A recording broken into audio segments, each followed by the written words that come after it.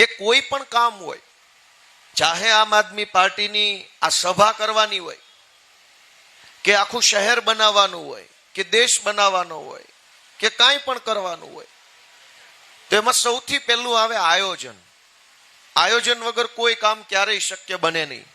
આ સ્ટેજ કેમ લાગશે, આમના મોઢાનું સ્ટેજ લાગશે, ઉલકોરથી સ્ટેજ લાગશે, ખુરશી ક્યાં મૂકશો, સાઉન્ડ ક્યાં મૂકશો, કેટલી પેટી ક્યાં મૂકશો, બેનર કેમ લાગશે, લોકો ક્યાં ઉભા રહેશે, માઇક ક્યાં છે, કેમેરા ક્યાં છે, બધું આયોજન છે. આયોજન સાથે કરેલું દરેક કામ એનું પરિણામ સારું આવે.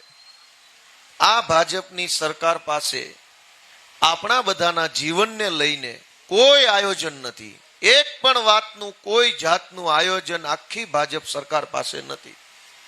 એનો પહેલો દાખલો ડાયમંડ બુર્સથી આપું કે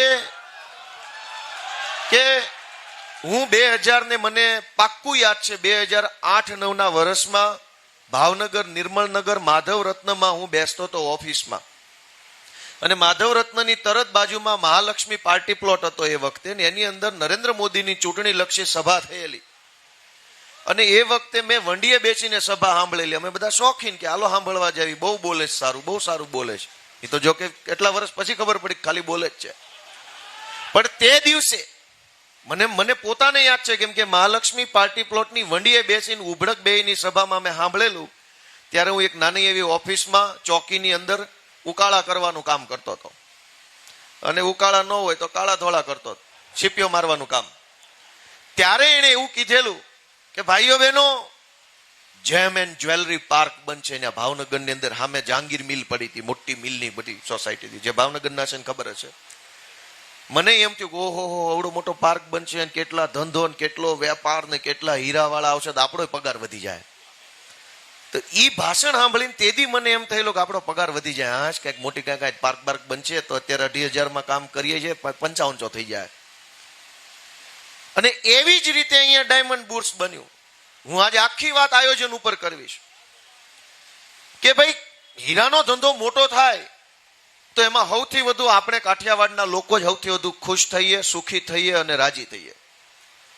પણ વગર આયોજને આખું 4,000 કરોડનું બિલ્ડિંગ ખડકી દીધું.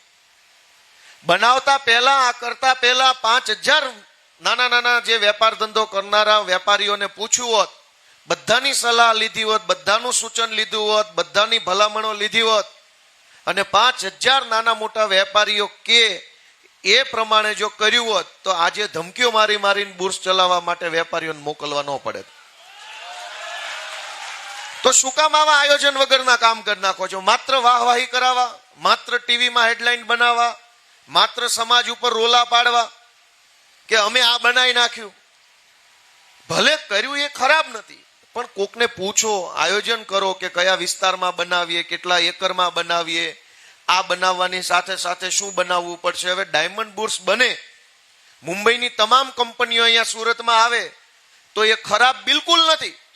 પણ ખાલી હીરાની કંપનીઓ અહીંયા આવશે તો જ્વેલરીની કંપનીઓ કોણ લઈને આવશે? જ્વેલરીની કંપનીઓ આવે તો તૈયાર હીરાને વેચવા વાળી જે કંપનીઓ મુંબઈમાં છે એની અહીંયા હાલે.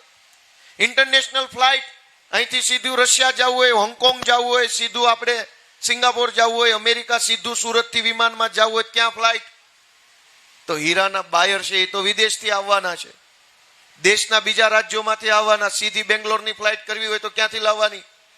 કલકત્તાની ડાયરેક્ટ ફ્લાઇટ ક્યાંથી લાવવાની? હીરાના વેપારીઓ જે રાજ્યોમાંથી આવે છે, જે દેશમાંથી આવે છે, એ એના દેશમાંથી બેસે અને સીધા સુરત ઉતરી શકે તો અહીંયા હીરા લેવા આવે. 5 સ્ટાર 7 સ્ટાર હોટલો, ભાઈ કરોડો રૂપિયાના હીરા ખરીદવા આવ્યો છે, એ થોડો ઓયોમાં રોકાશે. એને રોકાવાની હોટલ એ હારી જોઈ. ક્યાં હોટલ? 200-500 કરોડનો માલ લેવા આવ્યો છે, માણસ રોકાશે ક્યાં? એવી 7 સ્ટાર હોટલો સુરતમાં હજી નથી બની. ઇન્ટરનેશનલ કનેક્ટિવિટી નથી બની.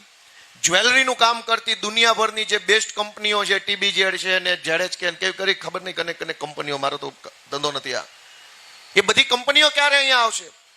કોઈ આયોજન કર્યા વગર માત્ર ને માત્ર સમાજની અંદર પોતાની વાહવાહી કરાવવા માટે 4,000 કરોડ રૂપિયા વેપારીઓને નવરાવી દીધા. અને હવે પાછળથી ધમકીઓ મારે છે કે નહીં આવો તો તમારે રેડ પડી જશે, નહીં આવો તો આમ થઈ જાય. શું કામ આવા ધંધા કરો છો? આયોજનથી કરો ને કામ. કોણ ના પાડે છે? કરો, આયો બધાને ભેગા લઈને આલો, 1 નહીં 20 વખત મીટિંગ કરો, 20 નહીં 2000 મીટિંગ કરો. જ્યાં સુધી દરેક માણસની સર્વસંમતિ ન થાય ત્યાં સુધી પ્લાનિંગ કરો. અને પ્લાનિંગ કરીને બિલ્ડિંગ બનાવ્યું હોત તો આજે આપણે સભા ક્યાં કરતા હોત? ન્યા કરતા હોત. અને ભાજપ વાળા શું કામ અહીં સભા કરવા? તમારે બુર્સમાં જ રાખવાની દરેક ચૂંટણી. હવે અહીં તમારે સભા જ નહીં કરવાની, તમે બનાવ્યું છે તો તમે એનું ગર્વ લ્યો, ન્યા રાખો લ્યો. આ ભારતીય જનતા પાર્ટીના ઉમેદવારોના સમર્થનમાં મીટિંગ કેમ નથી ન્યા રાખતા? કેમ અહીંયા બોર્ડ માર્યા છે, મિની બજારમાં બોર્ડ માર્યા છે? તમને ખબર છે કે તમારું આયોજન ફેલ ગયું છે, કેમ કે કોઈ નેતાને ખબર જ નથી કરવાનું શું છે. આ પહેલો મુદ્દો. બીજો મુદ્દો કે ટેક્સટાઇલ્સ એ આપણા અહીંયા સુરતની જીવાદોરી છે અને દુનિયાભરમાં ટેક્સટાઇલ્સનું કપડું આપણું જાય છે. અને એવા પ્રકારના કપડાનું અહીંયા બધા વેપારીઓ, આપણા બધા મહેનતુ માણસો મહેનત કરીને એવું કપડું બનાવે છે, એવી ફેબ્રિક બનાવે, એવી ડિઝાઇનો લઈ આવે, એટલું બધું મગજ દોડાવે છે કે એકની એક ડિઝાઇન 1 મહિના પછી જૂની થઈ જાય. એટલી આપણે નવી ડિઝાઇનો લઈ આવીને દુનિયાને આપીએ છીએ. પણ આ જે ટેક્સટાઇલમાં કામ કરનારા હજારો લોકો છે, નાનામાં નાનો ધાગા કટિંગ કરનારા માણસથી લઈ અને મોટું કપડાની મોટી મિલ ચલાવનારો માણસ સુધી, છેતરપિંડી કરનારા, માલ લઈ જઈને ભાગી જનારા, ખોટા ચેકો આપીને લઈને બૂચ મારનારા લોકોથી આખું માર્કેટ હેરાન છે. મુખ્યમંત્રી અહીંયા આટા મારે છે, ગૃહમંત્રી આ ગામના છે, પ્રદેશ પ્રમુખ પહેલા અહીંના હતા, અહીંયા બીજા 2-3 મંત્રી આવ્યા, બધાય આવ્યા. કોઈ કહેતું કેમ નથી કે આ છેતરપિંડી કરનારા, ઉઠમણું કરનારા લોકોથી રાહત અપાવવા માટે ભાજપ પાસે શું આયોજન છે? હીરાના ધંધામાં અનેક વખત એવું થાય છે, સ્પેશિયલ આયોજન પૂર્વક ઉઠમણું કરવા બેહે, 6 મહિના માલ લે, અડધું પેમેન્ટ આપે ને પછી કે બાપા સીતારામ. પોલીસ સ્ટેશન અરજી આપતા રહેવાની, પોલીસ તમને ધમકાવે, બિલ લાવો ને કાચી ચીઠી ને પાકી ચીઠી ને. અલ્યા ભાઈ, બધી ચીઠીઓ હોય તમારી પાસે થોડા આવ્યા હોય? તો હીરાના ધંધામાં અને ટેક્સટાઇલ્સના ધંધામાં ઉઠમણું કરનારા, છેતરપિંડી કરનારા, ચેકો આપી અને ખોટા વહીવટ કરનારા, પછી કે ચેક રિટર્નનો કેસ 10-10 વર્ષ કોર્ટમાં હાલે અને છેલ્લે કાંઈ મળતું નથી. અવડી મોટી સરકાર પાસે કોઈ આયોજન નથી કે હીરાનો કે ટેક્સટાઇલનો વેપારી શાંતિથી વેપાર કરી શકે. એ માટે તમે શું કરવાના છો? કોઈ આયોજન જ નથી, કોઈને કાંઈ ખબર નથી. બસ માત્ર વિકાસ વિકાસ વિકાસ. કોનો? ઉઠમણું કરનારાનો. ધંધો કરનારાનો તો ક્યાંમાં વિકાસ થવાનો? આખા સુરતમાં સૌથી વધુ કેસ જો કોઈ હોય તો ચેક રિટર્નના કેસ છે. મારી વાત સાચી છે ખોટી? અનેક લોકો તારીખો ભરે છે, ચેક આપીને માલ લઈ જાય, પછી કે રિટર્ન થયો. આ પરિસ્થિતિને બદલવાનું આયોજન એક પણ નેતા પાસે નથી. પહેલો મુદ્દો થયો આપણો ડાયમંડ બુર્સનો. બીજો મુદ્દો આ ઉઠમણું કરનારાનો. ત્રીજો મુદ્દો કે આ આખું કતારગામથી કામરેજ સુધીનો વિસ્તાર જે છે, અને પેલી બાજુ લિંબાયતમાં, ઉધનામાં, ભાટેરનામાં, ત્યાં આ જ પરિસ્થિતિ. હજારો મકાનો ફાઇલો વાળા છે, હજારો મકાનો, સોસાયટીઓ એમના અધરો-અધર છે, ક્યાંય એનું કાગળ જ નથી કોઈ જગ્યાએ. વાત સાચી છે ખોટી? આખું અવડું મોટું શહેર આયોજન વગર બની ગયું. આયોજનથી બન્યું હોત તો એના દસ્તાવેજ હોત, આયોજનથી બન્યું હોત તો એને થયા હોત, આયોજનથી બન્યું હોત તો એની રજા ચિઠ્ઠી હોત, આયોજનથી બન્યું હોત તો પ્લાન પાસ હોત, આયોજનથી બન્યું હોત તો બીયુસી હોત. વગર આયોજને આખું અવડું મોટું સુરત બનાવી નાખ્યું. કોણે? ભાજપના કેટલાક મળતિયા બિલ્ડરોએ, ભાજપના કેટલાક નેતાઓએ અને કેટલાક દલાલ અધિકારીઓએ, ત્રણેય ભેગા મળી આખા સુરતની અંદર ગેરકાયદેસર સોસાયટીઓનો બાંધકામ કરીને આખું સુરત શહેર ચૂથી નાખ્યું. અને આજ વગર આયોજને બનેલા શહેરમાં રહેવા આપણે મજબૂર થયા છે. એક પણ શેરી કાટખૂણે ન હોય, એક રોડ કાટખૂણે ન હોય, અનેક રોડ ઉપર કોઈ ઝાડવું ન હોય, પાર્કિંગની જગ્યા ન હોય, અનેક સોસાયટીઓમાં કોઈ જાતના માર્જિન નથી, મકાનો જેમ ફાવે એમ બની ગયા છે, સાયકલ મૂકવાની જગ્યા ન હોય એવી રીતે કોમ્પ્લેક્સ રોડ ઉપર ઉભા છે. કોઈ જાતના આયોજન વગર અવડું મોટું સુરત બનાવી ભાજપના નેતા, બિલ્ડર ને અધિકારી પૈસા કમાઈને નીકળી ગયા. આજ ભોગવે છે કોણ? કોણ ભોગવે છે? પબ્લિક ભોગવે છે. આખું વરાછા, સરથાણા, પૂણા, કરંજ, કેવી હાલતમાં લોકો રહેવા મજબૂર છે. સરકાર તે દિવસે બીજેપીની હતી કોર્પોરેશનમાં અને વિધાનસભામાં. શા માટે ખોટી રીતના માર્જિન વગરના બાંધકામો થવા દીધા? ટાઉન પ્લાનિંગનો કાયદો 1975માં બન્યો છે. Gujarat urban development and town planning act બનેલો છે 1975માં. 1975 પછી ગુજરાતના જેટલા શહેરોમાં જેટલા બાંધકામ થયા એ બધા 1975 કાયદાની વિરુદ્ધમાં થયા. હાકડી હાકડી સોસાયટી, હાકડા હાકડા રોડ, હાકડા હાકડા પાર્કિંગ, હાકડી હાકડી બજારો, બધું જેટલું હાકડું હાકડું કે એની કોઈ સીમા નહીં. અને કયો રોડ ક્યાં નીકળે છે કોઈને ખબર પડે, બધું સાફ સીડી જેમ આમ રોડ ગમે ત્યાં ગમે આવી જાય છે. આખું શહેર આયોજન સાથે બનવું જોઈએ કે ન બનવું જોઈએ કયો છે મને બધા? 7-8 જણા હા પાડી, એનો ખૂબ ખૂબ આભાર. દોસ્તો, દુબઈ જાય, અનેક લોકો દુબઈ ગયા છે હીરાના કામથી. કેવી દુબઈમાં વ્યવસ્થા છે, કેવા રોડ છે, કેવા બ્રિજ છે, કેવી વ્યવસ્થા છે. શું કામ? રણની અંદર આખું શહેર બનાવ્યું, પણ આયોજન સાથે બનાવ્યું. તો એ શહેર જોવો, જોવું ગમે, ફરવું ગમે, 4 ફોટા પડાવીને મૂકવું ગમે, બુર્જ ખલીફાની હેઠે ઉભા છે. અને અહીંયા રણમાં નથી બનાવવાનું, જમીન ઉપર બનાવવાનું છે, પણ નથી બનતું ભાજપ વાળા. શું કામ? કોઈ આયોજન નથી. આને કઈ ખબર જ નથી કરવાનું શું.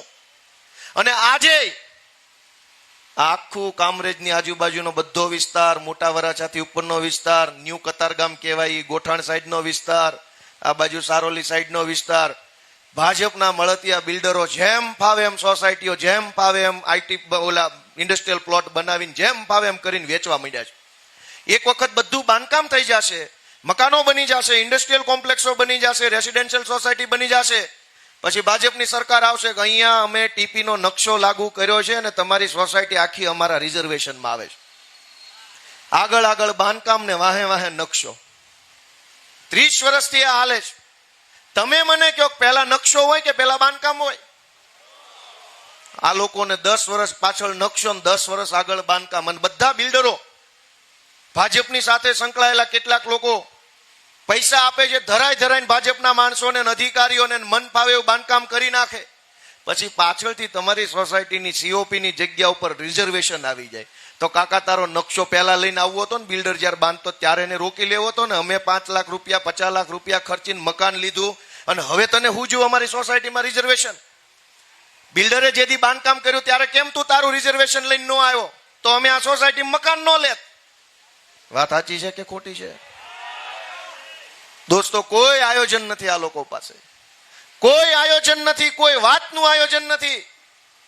આજ આપણે આખા કાઠિયાવાડના માણસો સુરતમાં સુખી થયા હોય ને, તો એના પાયામાં આપણું 50 વર્ષનું આયોજન હતું ને, એટલે અહીંયા પહોંચ્યા છે. આયોજન વગર જીવ્યા હોત ને તો આજ ન પહોંચ્યા હોત અહીંયા.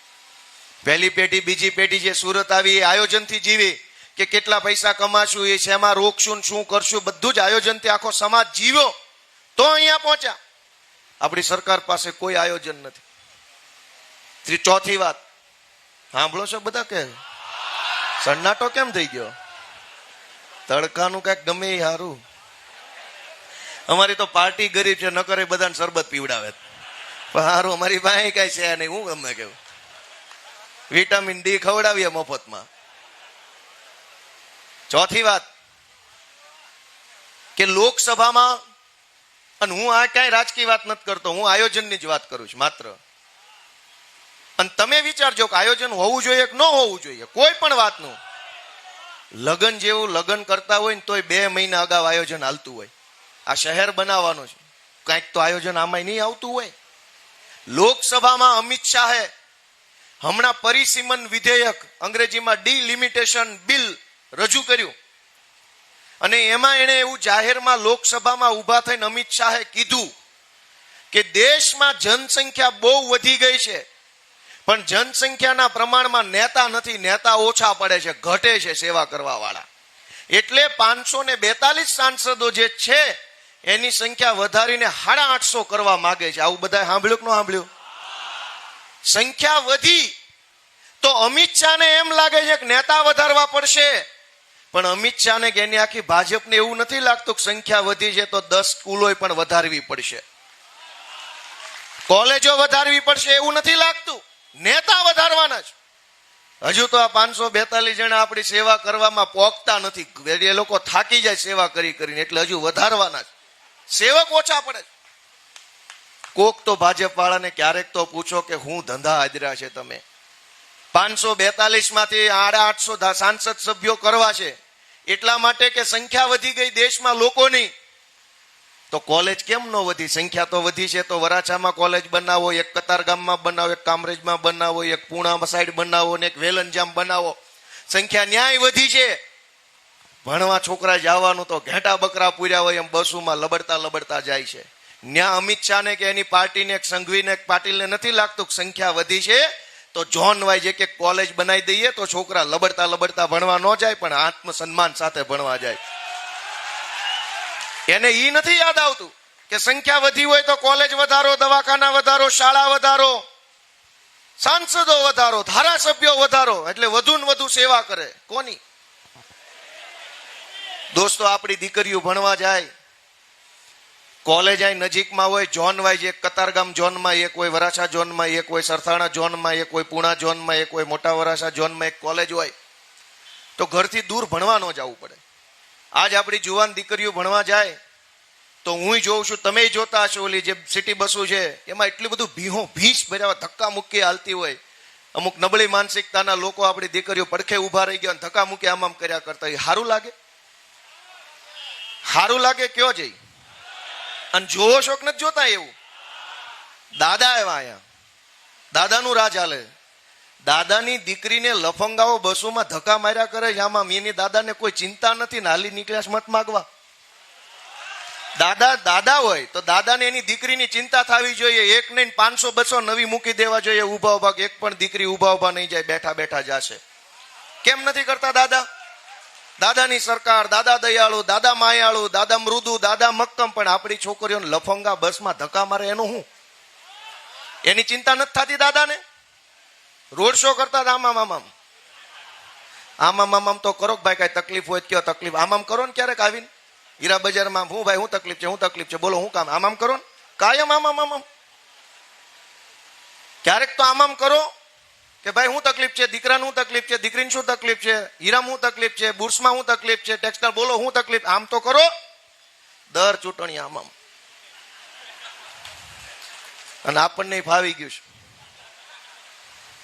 દોસ્તો, હું તો કઈ આમાં કઈ ભાષણ કઈ રાજકારણ નથી કહેતો. હું તો વિનંતી કરું છું કે આ પરિસ્થિતિ ક્યારે બદલાશે? અને અમે કેટલા વર્ષથી સંઘર્ષ કરીએ છીએ. હારા હારા લોકો જેની મૂછે લીંબુ લબડતા હતા, 2 FIR થઈ હતા, બટકી ગયા. અને રોડ ને 3જા માળે ગટર વાળાની ઓફિસ છે મુગલી સરા. 1લા માળ વાળો 3જા માળ વાળા વચ્ચે જો મનમેળ ન હોય, એની અંદર સંકલન ન હોય, એની અંદર આયોજન ન હોય, તેમ વાતું ડબલ એન્જિન ની ક્યાં કરો છો? હામાં ટેબલ છે એ તમે અંદરથી જોયું એટલે તમને ખબર હોય. હામાં ટેબલ છે. લ્યો, આ ટેબલ ઉપર પાણી પુરવઠા વાળો, અહીંયા રોડ વાળો ને ગટર વાળો, ત્રણેય મળીને પ્લાનિંગ કરતા હોય તો એકનો એક રોડ તોડવો પડે? છે કોઈ આયોજન? આપણે આપણું ઘર બનાવતા હોય ને તો ઝીણામાં ઝીણી વસ્તુનું ધ્યાન રાખીએ. એક્ઝોસ્ટ ફેન ક્યાં લાગશે, વોશ બેસિન ક્યાં રહેશે, નળ ક્યાં રહેશે, મંદિર ક્યાં રહેશે, એના દરવાજા સ્લાઇડિંગ હશે, બહાર ખુલશે કે અંદર ખુલશે, એટલી બધી વસ્તુ જોઈએ. શું કામ? બહાર ખુલશે કેટલી જગ્યા રોકશે, અંદર ખુલશે કેટલી રોકશે. જગ્યા નાની હોય સ્લાઇડિંગ કરી દઈએ. સિંગલ સ્લાઇડિંગ, એક સાઈડ જશે, 2 સાઈડ અડધા અડધા ફેલાશે. આટલી વસ્તુનું ધ્યાન નથી રાખતા આપણે. એને કહેવાય આયોજન. આ લોકો પાસે કોઈ આયોજન જ નથી. આ દિનેશભાઈ ધર્મેશભાઈ તો કોર્પોરેશનમાં બેઠેલા એટલે એ કહે છે કે હામાં ટેબલ છે. રોડ ખાતાનું ગટર ખાતાનું ટેબલ હામાં હોય, 2 ભેગા મળીને નક્કી કરીને આયોજન કરીને પહેલા ગટર બનાવે પછી રોડ બનાવે, કઈ તકલીફ? તો પૈસા ન મળે. દોસ્તો, હું તમને ફરીને એક જ વસ્તુ કહેવા માંગુ છું કે આ લોકો પાસે કોઈ આયોજન નથી. ગમે એટલા મત આપો, પૈસા વાળા ઈ થશે, તમે નહીં થાવ. કેમ કે એની પાસે કઈક આયોજન તો હોવું જોઈએ ને. કરવાનું હું જ આયોજન અમારી પાસે છે. અને આયોજન એની પાસે એક વસ્તુનું છે કે આવતી ચૂંટણીમાં આપવાળાને કેમ હરાવાય, એનું આયોજન એની પાસે છે. અને અમારી પાસે આવતી ચૂંટણીનું નહીં, આવતી પેઢીનું આયોજન લઈને આવ્યા છે કે આ સુરતની આવનારી પેઢીને સુખી કરવી હોય તો સુરતમાં શું શું વ્યવસ્થા ઉભી કરવી પડે, અમારા અધિકાર પત્ર નક્કી કર્યું. ઈ આવતી ચૂંટણીનું વિચારે છે, અમે આવતી પેઢીનું વિચારીએ છીએ. તમે કોનું વિચારો છો ઈ જોઈને નક્કી કરીને મત આપજો. દોસ્તો, આવતી પેઢીનું વિચારતા હોય તો હાવણો દબાવવાનો જ, અને આવતી ચૂંટણીનું હોય તો કમળવાળા બેઠા જ છે વાટ જોઈને. મિત્રો, અમે તો તમને કહેવા જેવી વાત તો લગભગ કહેવાઈ ગઈ છે. પણ આ લોકો દર ચૂંટણીએ હિન્દુ, મુસલમાન, પાકિસ્તાન, કાલ કતારગામની સભામાં પાકિસ્તાનના ભાષણ હાલતા. પાકિસ્તાનની હાલત જુઓ. આપણી હાલત કોણ જોશે? રોજ ઉઠીને અમારે પાકિસ્તાનની ચિંતા કરવાની, અમારા છોકરાની ચિંતા કોણ કરશે? કોઈ આને કહેવા વાળું નથી કે ભાઈ પાકિસ્તાનની ચિંતા એના દેશની વિપક્ષની સરકારો કરશે, સરકાર કરશે, ન્યાય બધું એનજીઓ બેનજીઓ હશે એ કરશે અને જે ફાવે. તમે અમારી ચિંતા કેમ નથી કરતા? કતારગામમાં ક્યાં પાકિસ્તાન આવ્યું? ધારાસભ્ય, સાંસદ સભ્ય બધું ભાજપનું છે, તોય પાછું પાકિસ્તાનની ચિંતા કતારગામમાં કરો છો. પોણા કતારગામની અંદર સોસાયટીઓમાં રિઝર્વેશનો ભાજપ વાળાએ નાખ્યા છે. એનો એક શબ્દ એકેય નેતા મુખ્યમંત્રી નો બોલ્યા કે નાના ધારાસભ્ય નો બોલ્યા, સાંસદ બેઠા એ નો બોલ્યા. આ પરિસ્થિતિને બદલવા માટે અમે તમારા આશીર્વાદ માંગવા માટે આવ્યા છે કે અમે નાના માણસો છીએ, પણ અમારી પાસે આયોજન છે, અમારી પાસે વિઝન છે, અને તમે આશીર્વાદ આપો તો એ વિઝન પ્રમાણે કામ કરવાની આવડત અને ક્ષમતા અમારામાં છે. દોસ્તો, તમે હાવણાને મત આપો. આ લોકો સોસાયટીએ નીકળ્યા છે અને એક જ મુદ્દાનો કાર્યક્રમ કર્યો છે. કાલે મનસુખભાઈ આવ્યા હતા અને એને એવું કીધું, બધા ભાષણ સાંભળ્યું છે કે સૌરાષ્ટ્રના લોકો અને એમાંય ખાસ કરીને પાટીદારો અને ભાજપને નાળ ને નાભી જેવો સંબંધ છે. નાળ અને નાભીનો સંબંધ એટલે નાભી એટલે માની હોય, નાળ એટલે છોકરાની હોય, નાભી એટલે ડૂટી આપણે માની હોય. તો નાળ અને નાભીના સંબંધમાં માં કોણ ને દીકરો કોણ? પેલા એ તો મનસુખભાઈ કહેવું પડશે ને. ભાજપ અને સમાજનો નાળ નાભીનો સંબંધ છે તો તમે નાભી કોને માનો છો, નાળ કોને માનો છો? કઈક ભાજપને નાભી નથી માનતા ને. સમાજ નાભી હોય, સમાજ માં હોય, પાર્ટી માં ન હોય. કોઈ દિવસ સમાજ માં હોય. હું એમ કહી શકું કે મારો સમાજ મારી માં છે, મારો બાપ છે, એમ કહી શકું. મારી પાર્ટી માં છે એમ ન કહી શકું. એવી માં ભાળી ક્યાંય ગમે એનાથી ગંધારિયા ગોતીને પાર્ટીમાં ભરી દે એ માં હોય? તમે આખા ગામનો ભંગાર વીણીને તમારી પાર્ટીમાં ભરો છો અને પછી એમ કહો પાર્ટી માં છે. માં નથી, ઉકળો છે. આખા ગામમાંથી વીણીને કચરો લાવીને તમારી પાર્ટીમાં ભરો છો, ટિકિટું બીકીટું હોદ્દા આપીને પછી સોંટાડો છો. પણ એને એમ કીધું કે નાળ અને નાભી જેવો સંબંધ છે, એટલે કે માં અને દીકરાનો સંબંધ છે. આપણે એમ સમજીએ કે સમાજ માં છે અને પાર્ટી દીકરો છે. તો માએ 30 વર્ષ સુધી પાર્ટીને મત આપ્યા, તો પાર્ટીએ માને શું આપ્યું? એ તો ક્યારેક લિસ્ટ લઈને આવો સભામાં. આપણા છોકરા તો મેં તમને કીધું એમ દીકરીઓએ ધક્કા ખાતા ખાતા ભણવા જવું પડે. અને નારો આપ્યો બેટી પઢાઓ પઢાઓ. ક્યાં પઢાવા જવાની? કોલેજો ખોલી નથી. જુવાન દીકરીઓને ક્યાં ભણાવવાની? ડ્રગ્સના દૂષણની તો વાત ક્યાં કરવાની રહી?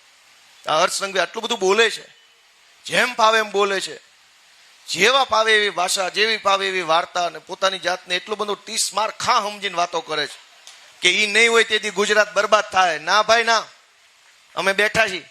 આજ ગુજરાતની ધરતી દાવીને મોટા થયા. તમે નહીં હો ને તેથી અમે સંભાળી લઈશું, અમારામાં શક્તિ છે, એમ કાંઈ તકલીફ નથી ભાઈ. જ્યાં હોય ને એવી વાત કરવાની કે હું નહીં હોત આમ થઈ જશે, હું નહીં હોત બધું બંધ થઈ જાય. કેમ ભાઈ? અને તમે છો તો હીરામાં ઉઠમણું કરીને ભાગી જાય. કઈ કોની તમે મૂછનો બાલય તોડીને પાછો લઈ આવ્યા? સંઘવીને પૂછો કોક કે 30 માર ખાઓ એવા ભાષણ ઇન પાટીલ કરે છે. ટેક્સટાઇલ માંથી કરોડો રૂપિયાના ઉઠમણું કરી ગયા. તમે કોના મૂછનો બાલય તોડીને પાછો લાવવા કહો ને? પડીકૂત પાછું નથી આવે એમ વાળ તો લઈ આવો. વાળ પાછો નથી આવે એમ તમારાથી. અને વાતું એવી કરવાની ગુજરાતમાં એની સરકાર હશે તો જ બધું સુખ શાંતિ આવશે, નહીતર બરબાદ થઈ જશે. મિત્રો, આપણે જાગવું પડશે કે આ સંઘર્ષ કરનારા લોકો જે વધ્યા છે, અમે રસ્તો નથી બદલ્યો, અમે પાર્ટી નથી બદલી, અમે ડર્યા નથી, જેલની બીકે અમે એની હારે સરેન્ડર નથી થયા. ખુલ્લેઆમ કીધેલું છે કે તમારામાં જે ક્ષમતા હોય એ ક્ષમતા અમારી ઉપર વાપરી લેજો, પછી બચી જાવી ને તો પછી હંતાઈ જાજો પાછા. તમે તમારી બંદૂકમાં દમ હોય તો અમને ગોળી મારી દેજો, પણ તમે ગોળી માર્યા પછી ગોપાલભાઈ જીવી જાય ને તો હામાં ન મળતા મહેરબાની કરીને ક્યાંય. એ બી જતા હોય એ બીજા ભાઈ, અમે શું કામ બી જાય? અમે ક્યાં ખોટું કર્યું છે? અમે ક્યાં એવા ખોટા પાપ કર્યા છે? અને એટલે હું સમાજના લોકોને, હવ આગેવાનોને, વડીલોને વિનંતી કરું છું કે એક વખત અમને આયોજન કરવાની તક આપો. અમે સરકારમાં નહોતા, વિરોધ પક્ષમાં હતા, તોય એવડું આયોજન કર્યું કે અત્યારે આખા સુરતમાં કોર્પોરેશન સંચાલિત 50 બેડની હોસ્પિટલ ચાલુ કરવાની ફરજ પડી. અને એ સુરતના કોઈ ઝોનમાં નહીં, માત્ર વરાછા ઝોનમાં 2 હોસ્પિટલ ચાલુ થઈ. કોઈ ઝોનમાં નહીં. સુરતમાં સંઘવી રહેશે ત્યાંય નહીં, પાટીલ રહેશે ત્યાંય નહીં, ધારાસભ્યો રહેશે ત્યાંય નહીં. માત્ર તમે જ્યાં હાવણાનું બટન દબાવ્યું એ વરાછા વોર્ડમાં 50 બેડની 2 નવી હોસ્પિટલ મંજૂર થઈ ગઈ છે, અને પૂણાની તો ચાલુ થઈ ગઈ. દોસ્તો, એને કહેવાય આયોજન. સંઘવી રહે છે ત્યાં નહીં, તમે રહ્યો છો ન્યા ચાલુ કરી. કોણે કરી? તમારા એક મતના કારણે શક્ય બન્યું. અમે મહાન નથી, તમે મત આપ્યો તો અમારાથી કામ થયું. આ સુરત મહાનગરપાલિકા આજકાલ કરતા 100 વર્ષ થઈ જાય આ મહાનગરપાલિકા બની. એને આ આઝાદી પહેલાની મ્યુનિસિપલ કોર્પોરેશન છે. આઝાદી સમયે જ્યારે નવી મહાનગરપાલિકા બની ત્યારે એનું શિક્ષણ સમિતિનું બજેટ જે હોય તે XYZ રકમ હશે, 50 લાખ, 20 લાખ, 10 લાખ, 5 લાખ જે હોય, બજેટ વધતા 1935 થી લઈ વધતા 2021 સુધીમાં 500 કરોડ રૂપિયા બજેટ હતું શિક્ષણ સમિતિનું. અને ત્યાર પછી તમે બધાએ હાવણો દબાયો, ઝાડુને મત આપ્યા. અમારા રાકેશ હીરપરાની આગેવાનીમાં શિક્ષણ સમિતિમાં અમે લડાઈ લડ્યા. માત્ર છેલ્લા 5 વર્ષમાં 500 કરોડથી બજેટ વધીને 1200 કરોડ રૂપિયા અત્યારે થઈ ગયું છે. એટલે કે 600 કરોડ રૂપિયા છેલ્લા 5 વર્ષમાં શિક્ષણ પાછળ વધ્યા. એનું પરિણામ શું આવ્યું?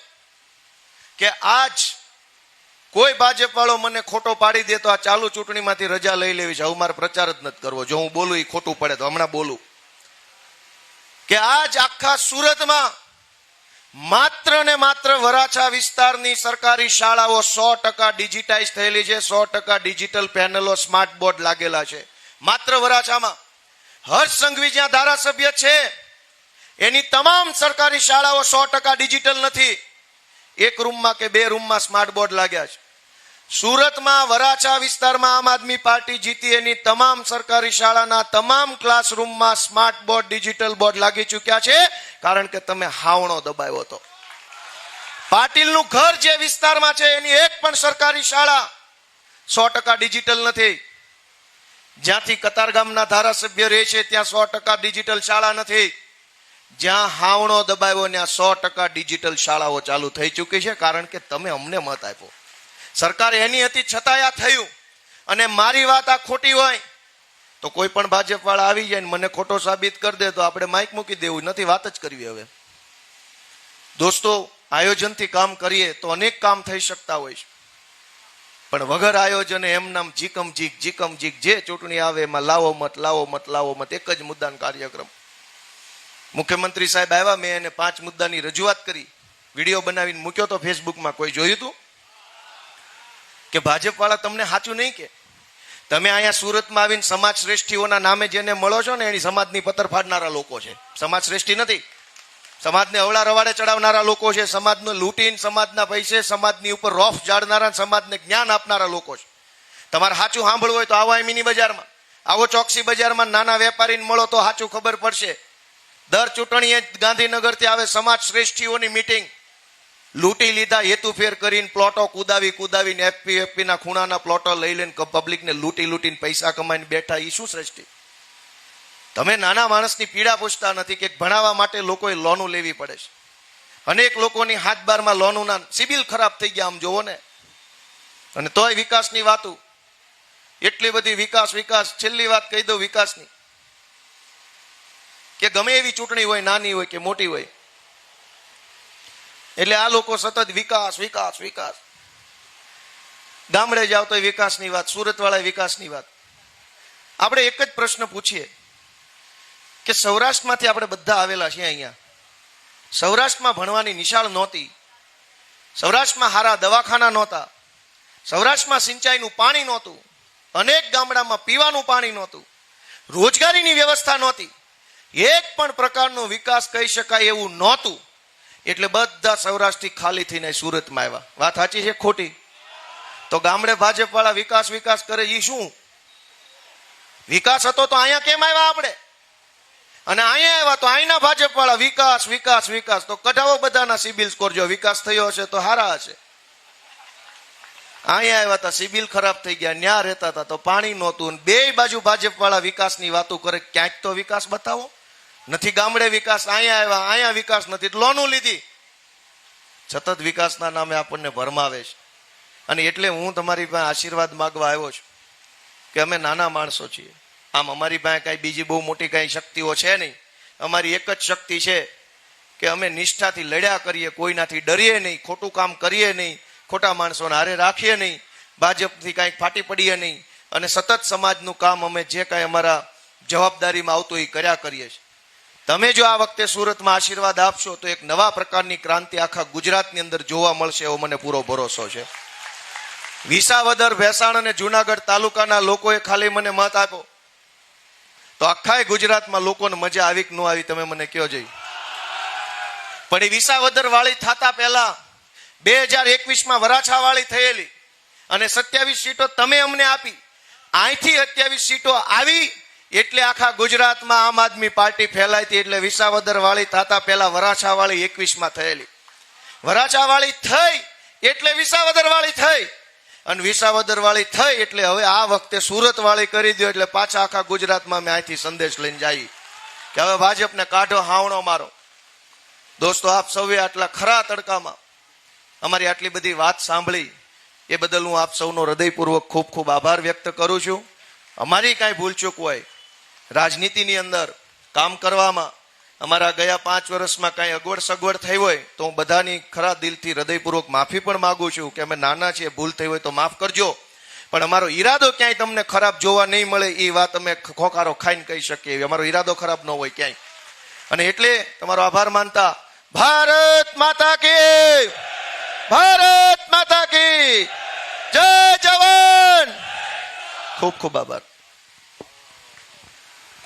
रंग दे बसंती चोला मेरा, रंग दे बसंती चोला मेरा, रंग दे बसंती चोला.